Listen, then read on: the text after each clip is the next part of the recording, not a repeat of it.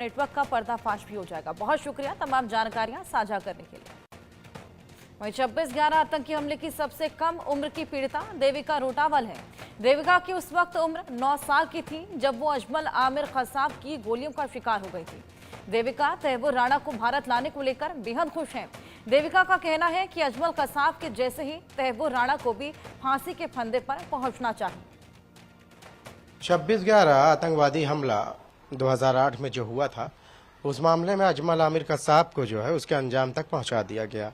लेकिन इस मामले में अभी भी कई ऐसे दोषी हैं, कई ऐसे आरोपी हैं जो आज भी पहुंच से बाहर हैं। लेकिन इनमें तहव्वुर राणा जो जल्द ही भारत आने वाला है, जबकि इस पूरे मामले में जो साजिशकर्ता हैं, जिन्होंने भारत के खिलाफ साजिश रची है, वो अभी भी पाकिस्तान में बैठे हुए हैं। जो आईएसआई और लश्कर तैयबा के एजेंट हैं, वो अभी भी बैठे हुए हैं। तहव्वुर राणा भी उन्हीं में से एक है जो जल्द ही भारत आने वाला है। और इस मौके पे हम देविका रोटावल से बात करेंगे। देविका रोटावल जो है बहुत ही कम उम्र की, यानी मुझे लगता है कि इस पूरे मामले में देविका का जो रोल रहा है वो बहुत अहम रहा है। सबसे कम उम्र की आई विटनेस रही है, जिसकी गवाही बहुत अहम रही है।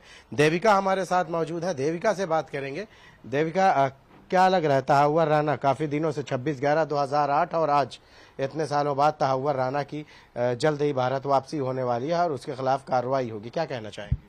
16 साल बाद तहव्वुर राणा को भारत लाया जा रहा है, तो इस बात से मुझे बहुत खुशी हो रही है कि फाइनली तहव्वुर राणा को भारत लेकर आ रहे हैं और उसे जल्द से जल्द सजा दिया जाए। मेरी यही मांग रहेगी कि तहव्वुर राणा से पहले जल्द से जल्द एक इन्फॉर्मेशन मिली जाए, उसके बाद उसे सिर्फ सजा की फांसी हो। सजा में फांसी भी है और भी बहुत सारी चीजें हैं। आप क्या मांग करती हैं? मैं सजा में सिर्फ फांसी की मांग करती हूँ। वो दौर के बारे में बताइए जब ये हादसा पेश आया था, और मुझे आज भी याद है कि उसके बाद से हमने आपसे कई बार मुलाकात की। क्या हुआ था उस दिन?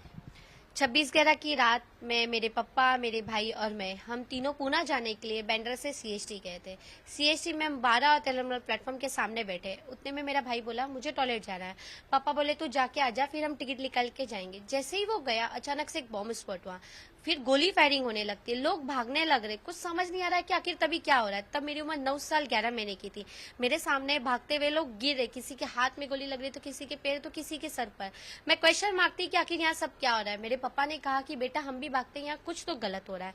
मैं मेरे पापा के साथ जैसे ही भागने की कोशिश करती हूँ, एक गोली आके मेरे पैर में लगती है, मेरे राइट पैर में।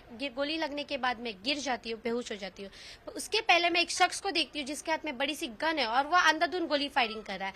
ऐसा लग रहा है हम लोगों को मार के उसे खुशी मिल रही है। उसके चेहरे पे कोई डर नहीं, कहीं कुछ ऐसा, उसे ऐसा फील नहीं हो रहा था कि शायद वो कोई गलत काम कर रहा है। ऐसा लग रहा है वो इंजॉय कर रहा है उस चीज को। मैं क्वेश्चन मांगती कि आखिर ये शख्स कौन है जिसके हाथ में इतनी बड़ी गन है और वो हम लोगों को क्यों मार रहा है। गोली लगने के बाद वहां से मुझे संजय हॉस्पिटल लेके गए, वहां मेरा ऑपरेशन नहीं हुआ। वहां से मुझे जेजे हॉस्पिटल शिफ्ट किए। जेजे हॉस्पिटल में करीबन मैं 1.5 महीना एडमिट रही। मेरा पैर का 6 ऑपरेशन किया गया, मेरे पैर से गोली निकाली गई। मेरे पापा ने दोनों आतंकवादी को देखा था, कसाब और अब्बू इस्माइल को। मैंने कसाब को देखी थी। 10 जून को 2009 को मैं और मेरे पापा ने जाके कोर्ट में कसाब को आइडेंटिफाई किया था। आप कोर्ट में जब पहली बार कसाब का आपका आमना सामना हुआ था, और आपको ये बात तो बताई ही गई थी कि आपकी गवाही होगी, पहली बार कसाब का जब आमना सामना हुआ था तो क्या हुआ था, कैसा था वो लम्हा? वो क्योंकि आपने गोली चलाते हुए देखा और वो लाचार आपके सामने कटघरे में खड़ा था। कसाब तो कभी लाचार मुझे लगा नहीं, क्योंकि वो इतना बड़ा आरोपी है। उसने इतने लोगों को मारा, कहीं लोगों की जान ले ली, तो वो कभी लाचार था नहीं।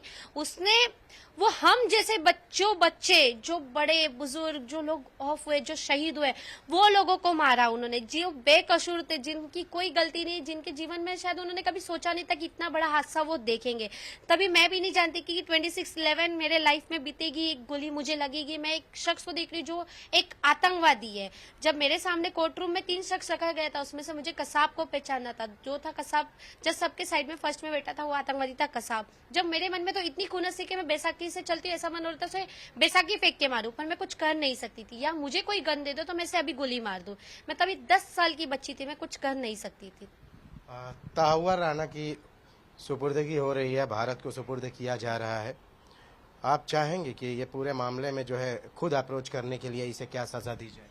मैं यही चाहूंगी कि तहूर राणा को फांसी की सजा हो, जल्द से जल्द उसे सजा देनी चाहिए और जल्द से जल्द से एक इंफॉर्मेशन निकाला जाए कि पाकिस्तान में आज भी जो आतंकवादी छुप कर बैठे हैं और जो आतंकवाद को बढ़ावा दे रहे हैं उन लोगों के बारे में सारी इंफॉर्मेशन मिली जाए। बहुत बहुत शुक्रिया हमसे बात करने के लिए। तो ये है देविका रोटावल जिन्होंने आपके सामने अपनी बात रखी। देविका बहुत ही छोटी उम्र में इन्होंने वो जख्म खाए हैं और अजमल आमिर कसाब की जो है फांसी के फंदे तक पहुंचाने में देविका की गवाही बहुत अहम रोल अदा करती है। यही वजह रही है कि देविका को खतरा भी था कि कहीं ऐसा ना हो कि इस गवाही से पहले ही देविका को ख़त्म कर दिया जाए, लेकिन मुंबई पुलिस और जो हमारी एजेंसियां हैं उन्होंने देविका को उस फांसी के फंदे पे पहुंचने से पहले तक जो है पूरी सुरक्षा दी और महफूज रखा। यही वजह रही है कि अजमल आमिर कसाब को जो है उसके अंजाम तक पहुंचा दिया गया।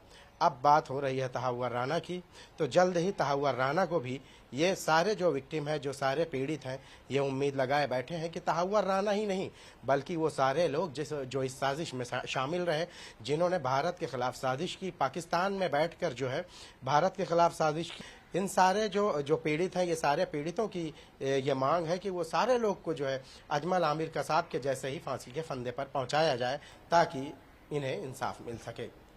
कैमरामैन विष्णु के साथ शाहिद अंसारी, इंडिया न्यूज़, मुंबई। आगे बढ़ेंगे। बड़ी खबर, काश पटेल के एटीएफ कार्यवाहक निदेशन पद से छुट्टी कर दी गई। एटीएफ